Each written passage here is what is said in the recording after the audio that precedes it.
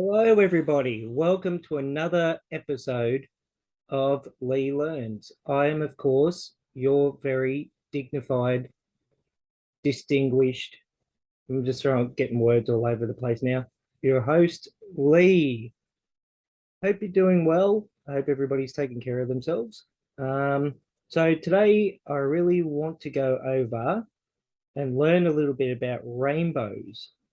Um, so not the band Rainbow, as some people may know. Um, so just before I start doing a bit of research, because I'm not 100%. I'm sure somebody's told me what they're all about and where they come from and what their meaning and all that is. And um, but not too long ago, I'll just show this picture. This was one I took. Look at it. Look how huge that rainbow is. Look right there. That's massive. And I think at that time I'd seen something like I think it was 3 days in a row I saw a rainbow. Um, so yeah, pretty cool. Uh, so a couple of things about that. I've heard a few people say if you see a rainbow, it's some sort of spiritual meaning behind it. Like if you're going through something that's maybe challenging, or that maybe there's a message or something in there, that the rainbow is there to help you. I'm not really sure about that. I don't really know, but I do know. I'll give you a little bit of somebody else's encounters with it. There was a lady I was talking to, and she was saying that she used to work with kids who had disabilities, and before they passed away, so a lot of them passing away, very sad. She'd tell them, make sure you send me a rainbow. And she claims that every time one of the kids has passed away, there's been a rainbow. So I'll leave that with you, if whatever you think. So let's just go into this, find out a little bit about it. Rainbow.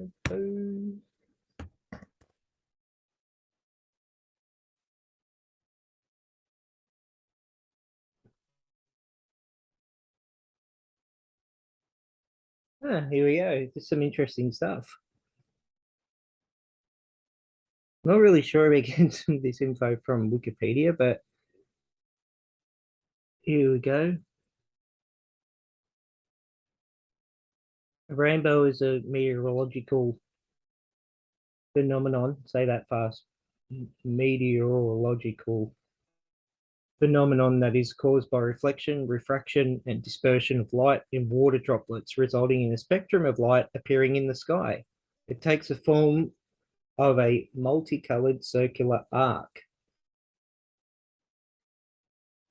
Okay. All right. So I'm going to try this link. I'm not really sure.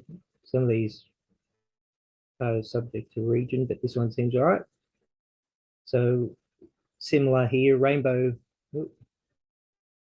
is a multicolored arc made by light striking water droplets. The most familiar type rainbow is produced when sunlight strikes raindrops in front of a viewer at a precise angle, 42 degrees. Rainbows can also be viewed around fog, sea, spray, or waterfalls. So it's an optical illusion. It does not actually exist in a specific spot in the sky. The appearance of a rainbow depends on where you're standing and where the sun or other source of light is shining. In fact, the center of a primary rainbow is the anti-solar point, the imaginary point exactly opposite the sun. Wow, this is quite interesting. So I wonder if if there's any meaning with so like a spiritual sort of thing with that. Like I'd like to hear your suggestions or your ideas or thoughts or anything about this. Feel free to drop a comment below. Do you think that this is just what it is? It's just a more or less an optical illusion, or is it, yes, maybe an optical illusion, but could it be for a specific person, for a specific, um, at a specific time to symbolize something for that person? That makes sense. Let me know what you think. I'd like to know. Rainbow shows up as a spectrum of light, a band of familiar colors that include red, orange, yellow, green, blue, and violet. The name Roy G. Biv, okay, is an easy way to remember the colors of the rainbow and in the order in which they appear: red, orange, yellow, so it's Roy, G, green, and Biv, blue, indigo, and violet. Many scientists, however, think indigo is too close to blue to be truly distinguishable. All right.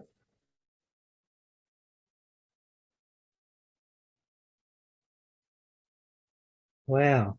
This is incredible. Like, I mean, like, may sound silly, but I didn't really know any of this. Like, there's a lot of things I think we just forget or we just don't, um, goes one ear and out the other, maybe. Um, Geez, so many things here.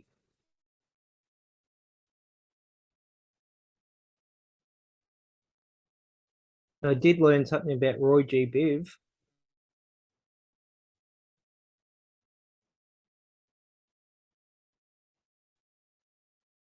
I'm going to click here.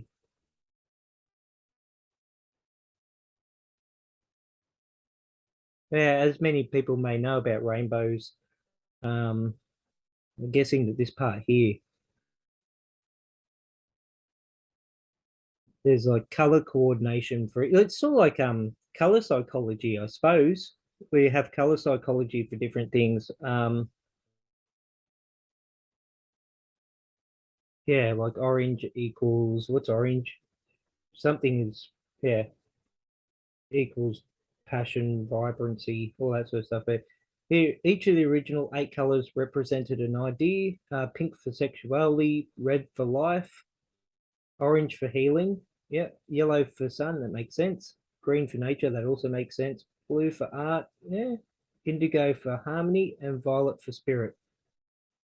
Before becoming synonymous with fabulous pride movements, the rainbow flag has stood for many social movements. So yeah, I guess you can see that why it would be symbolic of that, why people would actually take that and use that as a symbol, I guess, or a, you know, I mean, I would like to, I actually would like to see some sort of movement where somebody uses like the color wheel. Just use a color wheel. That'd be good.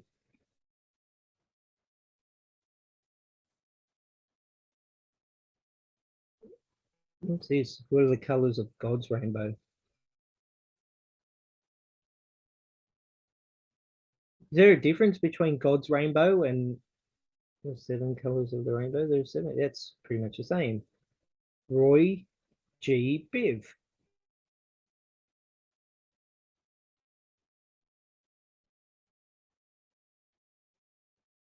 Let's click that. That'll be interesting.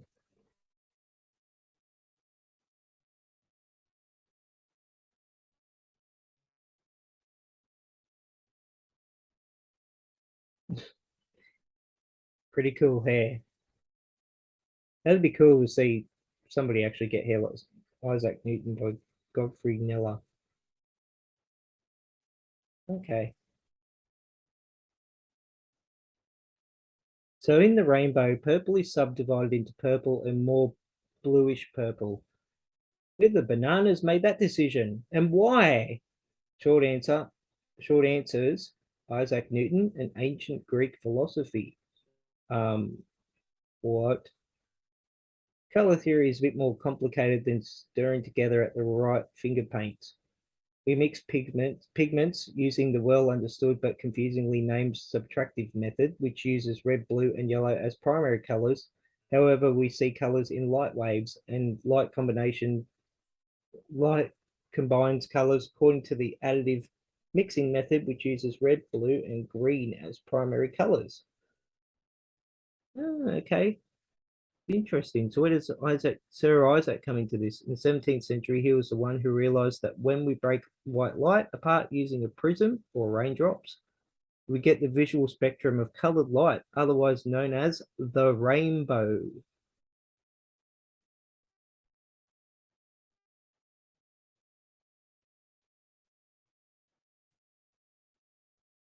Yeah, there you are.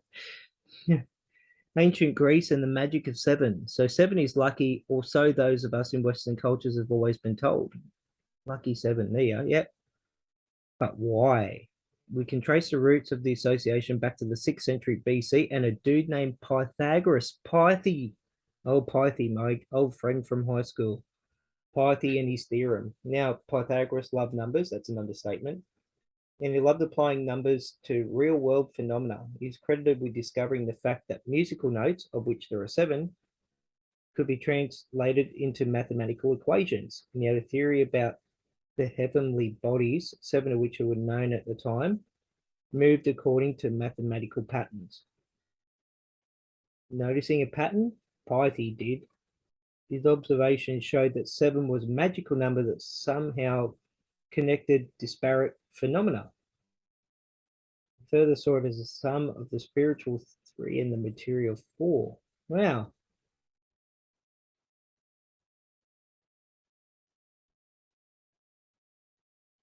How did this get applied into a rainbow? So all this. All right, here we go.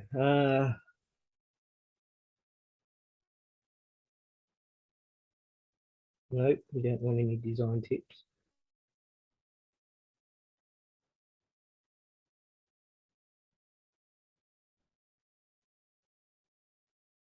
I'm going to try and pronounce that.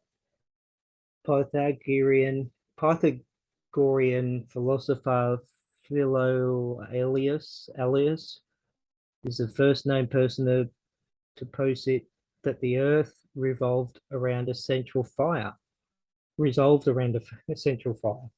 rather than everything revolving around the earth. This theory was in turn used by Copernicus, who is widely credited with developing the heliocentric theory of planetary motion, and Newton relied on Copernicus' work when developing his own theory of gravity. So Newton thought the Pythagoreans were pretty great. When he started his work with color, he originally only subdivided the spectrum into 5 colors: red, yellow, green, blue, and purple, but revised to 7, adding orange and indigo.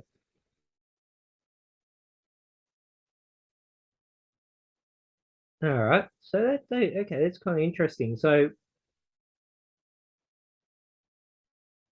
he Pythagoras believed that there was a connection between color and music, and that there are 7 musical natural notes, so there should be 7 principal colors: math, music, numerology, and a couple of dead guys. Sounds like a sitcom.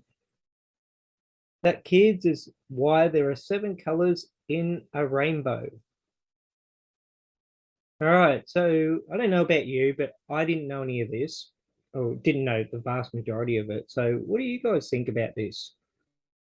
All right, I think that's about it. Some interesting stuff to learn there. If you like this video, share, like, subscribe. Make sure you click the notification bell so that you get all the notifications, because why wouldn't you? And yeah, let me know what you think of this video. Please, like I say, drop a comment, and I'll see you next time. All right, bye.